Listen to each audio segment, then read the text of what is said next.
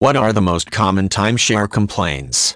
There are many people who love using timeshares. Having a designated, beautifully maintained property to visit once yearly or more can be a delight and is usually less expensive than owning a vacation home. Nevertheless, there are also some common timeshare complaints. These ought to be weighed if people are thinking about timeshare purchase. Probably the financial aspects of these properties may generate the most timeshare complaints. Timeshares may be marketed and sold as good investments, but there are so many of them, trying to resell a timeshare if needed is difficult and won't make most people any money.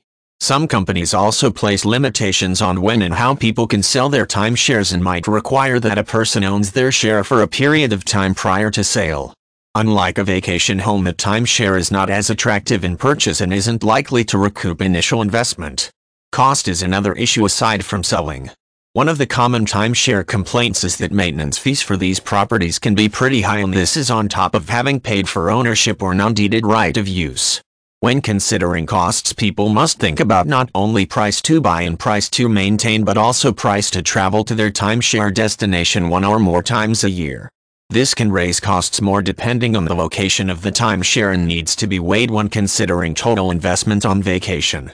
Another of the timeshare complaints is that many people must vacation in the same spot each year. There are timeshare exchanges, but these might incur more fees. While a timeshare may be pretty or attractive, it may not provide enough vacation variety.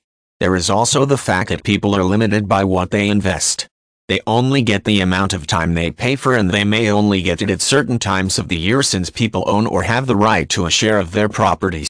Having to negotiate when people can get a timeshare isn't always easy, especially when people don't have flexible schedules.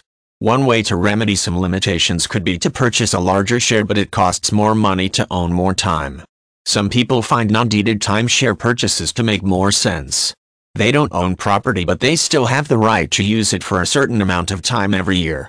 Of course, non-deeded properties may be the subject of some timeshare complaints. High prices for non-ownership are challenging, and some unscrupulous companies may not make this point of timeshare purchase very clear.